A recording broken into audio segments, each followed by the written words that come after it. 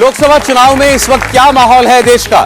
चुनाव को लेकर के किसको देखती है जनता अपना लीडर? क्या नरेंद्र मोदी अभी भी निर्विवाद रूप से देश के प्रधानमंत्री के रूप में लोगों के दिलों में हैं, या कोई और नेता धीरे धीरे घर करता जा रहा है? कोई और पार्टी, कोई इंडिया अलायंस के नाम पर, उसमें भी कोई और एक नेता क्या आगे बढ़ता हुआ दिखाई दे रहा है? इन सारे सवालों के जवाब आपको मिल रहे हैं। एक एक करके हम राज्यों का डेटा आपके सामने रख रहे हैं कि आज चुनाव हो तो किस राज्य में एनडीए को, बीजेपी को कितनी सीटें और इंडिया अलायंस को कितनी सीटें। अभी तक आज हमने गुजरात की बात की है, कर्नाटक की बात की है, कल हमने बहुत सारे और बड़े राज्यों की बात की थी। पॉलिटिकल अलायंस के इस न्यू एरा में जिस एक राज्य ने नरेंद्र मोदी को शायद सबसे ज्यादा टेंशन दे रखी होगी वो है महाराष्ट्र। अजीत पवार की शिफ्टिंग के बाद क्या हुआ? क्या महाराष्ट्र में बैलेंस मोदी की तरफ झुक चुका है? यह अभी मामला कुछ और ही है। क्या शरद पवार, उद्धव ठाकरे और कांग्रेस की कंबाइंड फोर्स अभी भी नरेंद्र मोदी को चैलेंज देने की हालत में दिखाई देती है? 48 सीटों वाला राज्य है, 80 सीटों वाले यूपी के बाद देश का सबसे बड़ा राज्य, इसलिए इंपॉर्टेंट है इतना महाराष्ट्र। महाराष्ट्र में देखिए आपके सामने जो है अभी वोट शेयर, हम सीट जो है सीधे रखा है, वोट शेयर है, माफ कीजिएगा, जी हाँ, इसको इसमें ग्राफिक में ऊपर सीट लिखा है, वोट ही है ये। 32% वोट बीजेपी को, शिंदे शिवसेना जो शिंदे गुट है उसको 7% वोट, इसको आप एनडीए में काउंट कीजिए। एनसीपी का अजीत पवार वाला धड़ा, उसमें 5% वोट, उसको भी आप इधर काउंट कीजिए, यानी 12 और 32, ये 44% वोट एनडीए का बनता है। दूसरी ओर कांग्रेस पार्टी को 16% वोट, उद्धव ठाकरे की पार्टी को 16% वोट, शरद पवार साहब के पास जो धड़ा बचा है एनसीपी का उसको 13% वोट और अन्य को 11% वोट। तो यहां मामला बड़ा कांटे का है, टक्कर का है, बल्कि इनफैक्ट आप देखें तो इंडिया अलायंस का वोट एनडीए से 1% ज्यादा है। 44% वोट महाराष्ट्र में एनडीए को मिलता हुआ दिखता है और इंडिया अलायंस को 45% वोट मिलता हुआ दिखाई दे रहा है। और अब आपको हम सीधे सीटें बताते हैं कि ये वोट सीटों में कैसे जाता हुआ हमें दिखाई दे रहा है। 48 में से क्या है ट्रेंड सीटों का? बीजेपी को 20 सीटें मिल सकती हैं। यहां पर बीजेपी 20 सीटें जीत सकती है महाराष्ट्र में आज की परिस्थिति में। शिवसेना शिंदे गुट को 2 सीटें मिलती हुई दिखाई देती हैं, एनसीपी अजीत पवार को 2 सीटें मिलती हुई दिखाई देती हैं, यानी कुल मिलाकर के 24 सीटें, 48 में से 24 सीटें एनडीए जीत सकता है। और दूसरी ओर आप देखिए कांग्रेस पार्टी को 9, उद्धव ठाकरे की पार्टी को 11 सीटें और 4 सीटें शरद पवार फैक्शन को मिल सकती हैं, तो वहां भी 24। बिल्कुल कांटे का मुकाबला, बिल्कुल बराबरी का मुकाबला महाराष्ट्र में इस वक्त जो सर्वे हमने किया उसमें दिखाई देता है। वोट परसेंटेज में 44%, 45% और सीटों में 24 सीटें एनडीए और इंडिया अलायंस को मिलती हुई हमें दिखाई दे रही हैं। अब इसकी तुलना 19 से करना बहुत जरूरी है। तो आप देखिए अगर एनडीए की हम बात करें, एनडीए में शिवसेना और बीजेपी थे, 25 सीटों पर बीजेपी लड़ी थी, 23 जीती थी, शिवसेना ने 23 लड़ी थी, 18 जीती थी, तो यानी 41 सीटें थी। 41 से घटकर एनडीए 24 पर आ रहा है इस बार। और दूसरी ओर अगर आप इंडिया अलायंस की बात करते हैं तो उनके लिए तो इस बार बंपर है। अगर अलायंस की शक्ल में देखें तो यानी उद्धव ठाकरे को अपने दम पर अब चुनाव लड़ेंगे पार्टी टूटने के बाद, तब भी अच्छी खासी सीटें मिल रही हैं। और शरद पवार के साथ भी ऐसा लगता है भी कि एनसीपी का जो वोटर था उसका सेंटिमेंट अभी भी शरद पवार के साथ काफी हद तक जुड़ा हुआ है। तो यह महाराष्ट्र की तस्वीर आपको दिखाई दे रही है। बीजेपी की अपने दम पर हम बात करें तो 3 सीटों का नुकसान बीजेपी को यहां हो सकता है। अलायंस में जो नुकसान है उससे अलग, सिर्फ अपनी बीजेपी की सीटें महाराष्ट्र में 2019 की तुलना में 3 कम हो सकती हैं। अब अगर रीजन वाइज जरा जल्दी से एक नजर डाल लेते हैं महाराष्ट्र के किस रीजन में क्या असर है इसका। नॉर्थ महाराष्ट्र में 6 सीटें हैं, एनडीए 3 और इंडिया अलायंस भी 3, बिल्कुल बराबरी पर नॉर्थ अलायंस में। इसके अलावा अगला क्षेत्र जो है आपके सामने अब आने जा रहा है विदर्भ की सीटें। आप देखिए 10 सीटें हैं विदर्भ में, यहां भी 5-5 बिल्कुल बराबरी पर खड़े हैं दोनों गठबंधन।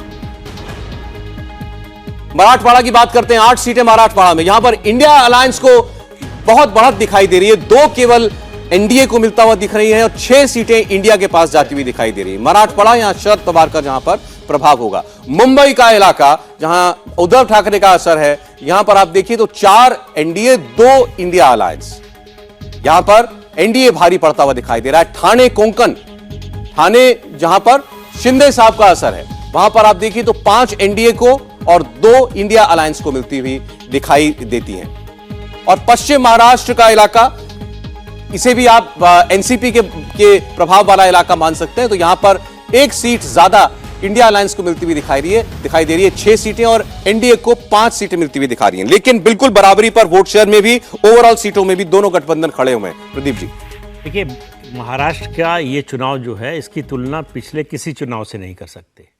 दोनों गठबंधन नए हैं, पहली बार साथ लड़ रहे हैं।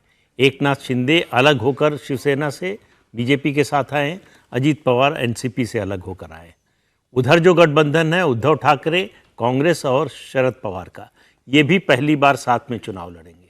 तो किसकी कितना वोट लाने की क्षमता है, ये अनटेस्टेड है। इसके बारे में अभी कुछ नहीं कह सकते। एक, शरद पवार अल्टीमेटली किधर जाएंगे, इसके बारे में कुछ मालूम नहीं है। कल ही बातचीत हुई है, जो इंडिया अलायंस का जो फ्लोर कोऑर्डिनेशन है, उसमें अरविंद केजरीवाल ने कहा कि आप लोग शरद पवार को मना कीजिए। 1 अगस्त को मंगलवार को पुणे में एक कार्यक्रम हो रहा है जिसमें प्रधानमंत्री को पुरस्कार दिया जा रहा है और शरद पवार चीफ गेस्ट हैं उसमें। तो उनका कहना है मंगलवार को जो है राज्यसभा में हमारा बिल आने वाला है, उनसे कहिए लौट आए प्रोग्राम कैंसिल करके। अब शरद पवार किधर जाएंगे? आप देखिए, अभी तक चुनाव आयोग उनसे नोटिस भेज रहा है, जवाब मांग रहा है कि भाई आपकी पार्टी में स्प्लिट हुआ है, झगड़ा हुआ है, उसका जवाब दीजिए। उन्होंने कोई जवाब नहीं दिया है। तो एक तो अभी ये पूरा गठबंधन पूरी तरह से सेटल नहीं है। दूसरा, किसी की वोट दिलाने की क्षमता के बारे में कोई जानकारी नहीं है। तीसरा, अजीत पवार के आने से निश्चित रूप से बीजेपी को मराठवाड़ा और मराठा वोट का फायदा होगा। कितना होगा, ये चुनाव का नतीजा बताएगा। तो कुल मिला के इधर का, और बीजेपी 6 पार्टियों का अगर कहें गठबंधन जो है, उसमें बीजेपी सबसे बड़ी पार्टी के रूप में लगातार 2 चुनाव से, बल्कि कहें 4 चुनाव से अपने को स्टैब्लिश कर चुकी है। तो वो पोल पोजीशन में है अपने गठबंधन में भी और ओवरऑल स्टेट की राजनीति में भी। तो मुझे नहीं लगता कि ये सिचुएशन महाराष्ट्र में बनने वाली है, जिस तरह का ये ओपिनियन पोल बता रहा है। इसमें आपका अंदाजा क्या है? आपका अंदाजा क्या है? हमारे पास कोई बेंचमार्क नहीं है कंपेयर करने के लिए। वही हम कह रहे, कोई बेंचमार्क नहीं है। हाँ। सबकी मुट्ठी बंद है, अभी खुलना है। किसकी? लेकिन सर, अभी भावेश ने जो सर्वे किया उसका ब्रॉड ट्रेंड ये बता रहा है कि अगर शिवसेना की बात करें तो शिवसेना का ज्यादा सेंटिमेंट अभी उद्धव ठाकरे के, वोटर का सेंटिमेंट शिवसेना को लेकर वो उद्धव ठाकरे के साथ है। दो सीटें शिंदे गुट को और 11 सीटें उधर जाती हुई देखिए सौरभ जी। और ऐसा ही शरद पवार के साथ। सेंटिमेंट जो होता है वो पानी के बुलबुले की तरह होता है, बहुत लंबे समय तक नहीं रहता है। फिर आपका जमीन पर कितना आधार है उस पर निर्भर करता है। अभी 9-10 महीने हैं पोलिंग होने में, तब तक ये सेंटिमेंट बना रहेगा, इसकी कोई गारंटी नहीं है। हो सकता है उद्धव ठाकरे के साथ शिवसैनिक जो है उनका सेंटिमेंट हो, शरद पवार के साथ हो, लेकिन शरद पवार के पास संगठन कितना बचेगा? अगर वोट देना चाहें लोग तो वोट निकालने वाला, दिलाने वाले ऐसे लोग कितने बचेंगे? अभी तो मुझे तो लग रहा है शरद पवार के लिए सबसे मुश्किल होगी अपनी बेटी को चुनाव जिताना बारामती से। तो इसलिए ये इस गठबंधन के बारे में अभी निश्चित रूप से मुझे लगता है कि कुछ हमारे सामने सबसे कठिन है कि शरद पवार इंडिया में अलायंस में रहेंगे कि नहीं रहेंगे। बिल्कुल, उस पर बहुत बड़ा प्रश्न चिन्ह है। और वो जो संकेत दे रहे हैं वो संकेत ऐसे हैं कि वो किसी तरफ हो सकते हैं। अरे भावेश, लेकिन मुझे लगता है पूरे भारत में आपने जाकर के सर्वे किया, सवाल पूछे लोगों से, महाराष्ट्र में जितनी फंसी हुई परिस्थिति है शायद किसी और राज्य में नहीं है। प्रदीप जी कह रहे हैं कि आप कैसे तुलना करें और कैसे भांपें शिवसेना के 2 धड़े, एनसीपी के 2 धड़े? देखिए, बहुत कठिन जरूर है लेकिन उतना मुश्किल भी नहीं है। मैं बताता हूँ। देखिए, महाराष्ट्र और बिहार, मैं कल भी ये बात बोलने वाला था क्योंकि महाराष्ट्र हमने नहीं दिखाया था, तो आज बोल रहा हूँ। महाराष्ट्र और बिहार 2 ऐसे स्टेट है जहाँ पे बीजेपी को किसी भी अलायंस की जरूरत नहीं है। बीजेपी का अपना संगठन, बीजेपी के पास इतने बड़े नेता हैं कि वो यदि सारे सीटों पे खुद लड़े तो अपनी अभी जो इंडिविजुअल सीट है उससे ज़्यादा सीट जीत के आ सकती है। अब महाराष्ट्र में हुआ क्या, देखिए, महाराष्ट्र को एक ब्रॉडर पिक्चर में आप देखेंगे, पूरा जो वेस्ट इंडिया हमारा है, गोवा एंड गुजरात, दोनों में बीजेपी गढ़ बन चुकी है। महाराष्ट्र भी गढ़ बनती जा रही थी। 2014 में दो इलेक्शन, 2019 में दो चारों में देखिए बीजेपी निर्विवाद रूप से नंबर 1 पार्टी बनी है। अब बीजेपी शिवसेना जो दक्षिणपंथी राजनीति की थी, वहां पे लोगों ने विश्वास करके इनको सरकार में लाया था 2019 में, उन्होंने खुद जाके कांग्रेस के साथ, एनसीपी के साथ अलायंस किया। फिर बीजेपी भी अपने लिए एक सेल्फ गोल कर ली कि वो एनसीपी के एक धड़े के साथ सेल्फ गोल है। अजीत पवार को लाना सेल्फ गोल है? बिल्कुल सेल्फ गोल है। आप देखिए जिस तरह बीजेपी ने वहां पे शिवसेना के पार्टी को तोड़ना एक मास्टर स्ट्रोक हो सकता है, लेकिन पार्टी पे कब्जा कराना वो इसके लिए सेंटिमेंट का इशू है। जैसे प्रदीप जी ने कहा कि सेंटिमेंट कब तक काम करेगा, देखिए सेंटिमेंट कब तक काम करेगा ये तो कोई नहीं कह सकता, लेकिन जो शिवसेना के पास, शिवसेना का जो धरा बीजेपी के साथ है, उसके पास नेता है, संगठन नहीं है। उसके पास सिर्फ 4-5 जो जितने 10 या 12 सांसद टूट के आए, लेकिन नेता कहाँ है उनके पास, संगठन नहीं है उनके पास। इस वजह से बीजेपी को तो आपके सर्वे के मुताबिक शिंदे टूटकर इधर आए, अजीत पवार एनसीपी तोड़कर कोई फायदा नहीं, कोई फायदा नहीं। इनफैक्ट बीजेपी अकेले लड़ लेती। बिल्कुल, मैं हमेशा बीजेपी को 2019 में भी हम लोग जब साथ काम किए 2019 में भी ये बात बोलता था, बीजेपी को बिहार और महाराष्ट्र में कोई अलायंस की जरूरत नहीं, उसको अकेले जाना चाहिए। हर्षवर्धन जी। नहीं, ये भावेश जी कभी कभी जब कुछ बात करते हैं ना तो लगता है कि सर्वे वाला एक हिस्सा है, भावेश जी का एक और रूप प्रकट होता है, और उस रूप में भावेश जी के भाव नहीं उस रूप में शुभेच्छा, जिसको सदिच्छा कहते हैं हम लोग, तो शुभेच्छा और सदिच्छा से राजनीति नहीं होती। शुभेच्छा और सदिच्छा से राजनीति होती तो अटल बिहारी वाजपेयी 2004 में नहीं, 2000 जब तक वो जीवित रहते तब तक इस देश के सबसे बड़े नेता रहते, लेकिन शुभेच्छा सदिच्छा के चक्कर में उनकी सरकार एक वोट से चली गई। नरेंद्र मोदी और अमित शाह ये जानते हैं, और ये वही नहीं जानते हैं, उन्होंने अपने समर्थकों को भी ये समझा दिया है कि अजीत पवार को हम क्यों लेके आए हैं। और मैं पहले दिन से एक बात कह रहा हूं, एक बात भावेश जी की ठीक है कि उनको किसी भी तरह से अजीत पवार की जरूरत पॉलिटिकली नहीं थी, यानी वोट वाले मसले में, लेकिन पॉलिटिकल मैसेजिंग जिसको कहते हैं, शरद पवार जो सबसे बड़े नेता थे, हमारे समीर जी हैं अभी वो बताएंगे, समीर चौगांकर जी, जाऊंगा इसीलिए इंतजार कर रहा हूं। लेकिन सोचिए कि आज हम में से कोई ये कह सकता है क्या कि शरद पवार सबसे बड़े नेता, हम कह रहे हैं कि भाई निरीह हैं, फैसला नहीं ले पा रहे हैं, बेचारे परेशान हैं, बेटी की बारामती की सीट जीत पाएंगे कि नहीं जीत पाएंगे। भतीजा जाता है पैर छू के परेशान किए हुए, जाता है पैर छू लेता है, कहता भाई हम पैर छूने आए हैं। अब सोचिए वो चाचा जो महाराष्ट्र की सबको लेके जाता है, 5-6 लोग और लेके जाता है, तो वो वही स्थिति हो गई है। अब उसको हम थोड़ा सा संदर्भ अलग है, लेकिन जैसे पहले बिहार में पकड़ुआ बियाह होता है कि बने दुल्हा है लेकिन कनपट्टी पे कट्टा लगा हुआ है, तो वही स्थिति शरद पवार की हो गई। तो मुझे लगता है राजनीतिक तौर पर अमित शाह को यह मैसेजिंग देनी थी, क्योंकि शरद पवार ने जो काम किया था उसकी वजह से। अब दूसरी बात आती है कि इसका लाभ मिलेगा कि नहीं। मेरा यह मानना है कि भारतीय जनता पार्टी जिस स्थिति में है उसको कोई डेंट नहीं है, उसका समर्थक बहुत क्लियर है कि भैया क्यों अमित शाह कर रहे हैं, क्यों देवेंद्र फडणवीस कर रहे हैं। कंफ्यूजन में कौन है? कंफ्यूजन में है शिवसेना वाला वोटर, कंफ्यूजन में है एनसीपी वाला वोटर। अब ये वोटर किसके साथ जाएगा? जो हिंदुत्व वाला वोटर है वो स्वाभाविक तौर पर भाजपा के साथ जाएगा, तो यानी शिवसेना एकनाथ शिंदे के साथ जाएगा।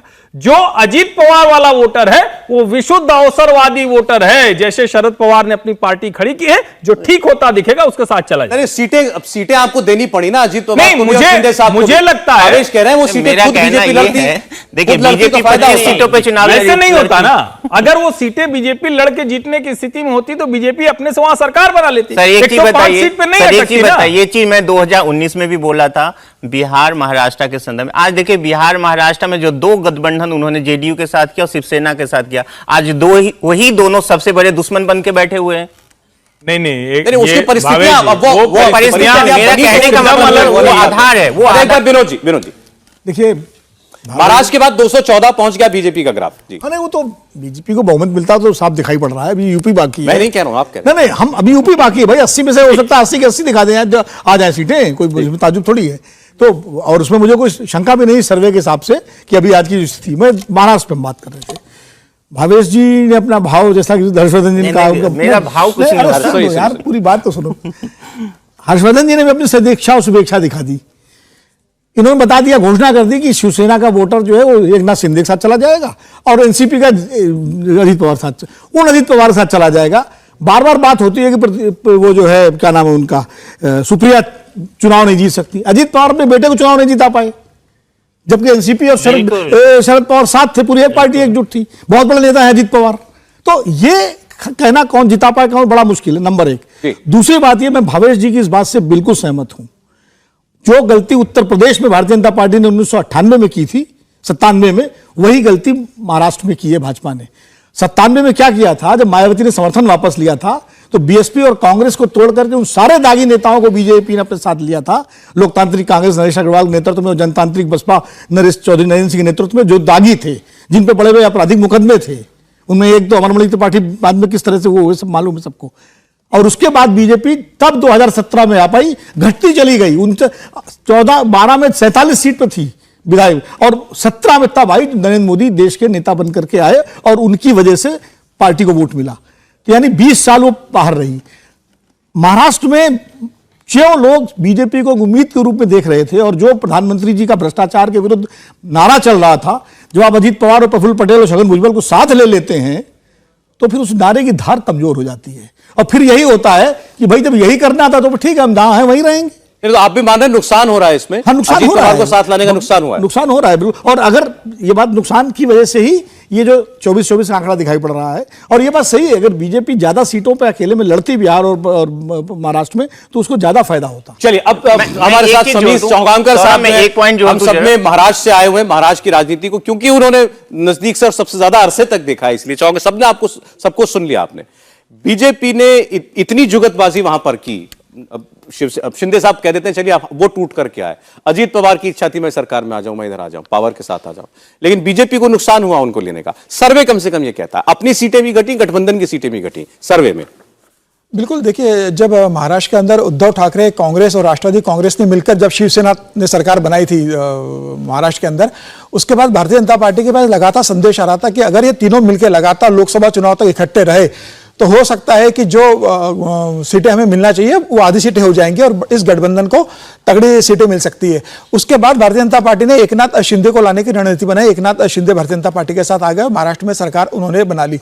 लेकिन शिवसेना का जो मूल वोटर है वो कभी भी शिवसेना के साथ टूटता नहीं है। आप देखिए जब राज ठाकरे अलग हुए थे अपने घर से, वो तरह बाल ठाकरे के भतीजे थे, उन्होंने महाराष्ट्र नवनिर्माण सेना का गठन किया, लेकिन महाराष्ट्र का जो मूल मुंबई का और जो महाराष्ट्र का मूल शिवसैनिक रहता है वह शिवसेना के साथ रहता है, उसकी श्रद्धा मातोश्री के साथ रहती है, वो कभी भी शिफ्ट नहीं होता है। इसके कारण जब वो अलग हुए राज ठाकरे तो वो अपनी पार्टी को स्टेब्लिश नहीं कर सके। मुझे ऐसा लगता है कि एकनाथ शिंदे के अलग होने के बाद भी एकनाथ शिंदे की वो हैसियत नहीं है कि वह उद्धव ठाकरे का वोट बैंक जो मातोश्री के प्रति समर्पित है, जो बाला साहेब ठाकरे के प्रति समर्पित है, वो अपने पास लाके उन्होंने नाम ले लिया। इस बात से ये सर्वे में दिख रहा है, तो इससे आप सहमत हैं? बिल्कुल बिल्कुल, वोटर कभी नहीं जाएगा। शिवसेना का जो कट्टर वोटर है, शाखा का वोटर है, वो उद्धव ठाकरे का साथ ही रहेगा। और ये सीटों में भी देख रहा है कि आप 11 सीटें आज इनको मिल रही है। लास्ट टाइम 17 सीटें उनको मिली थी जब भाजपा के गठबंधन के साथ लड़े थे। और दूसरी बात है शरद पवार को 4 सीट दिख रही है, तो लास्ट टाइम भी शरद पवार को 4 सीटें आई थी, लेकिन अजीत पवार को 2 ही आ रही हैं केवल। अजीत पवार को 2 सीटें आ रही है। इसका मतलब यह है कि इस पूरे एपिसोड में सबसे ज्यादा नुकसान बीजेपी को हो रहा है। उस क्षेत्र में भी बीजेपी का जो वोटर है वो अजीत पवार के साथ कई हिस्सों में जा रहा है, क्योंकि वहां बीजेपी भी स्ट्रांग स्थिति में थी। अब ऐसी स्थिति में क्या होगा कि अभी सीटों का डिस्ट्रीब्यूशन तय नहीं है कि कौन किस सीट से लड़ेगा।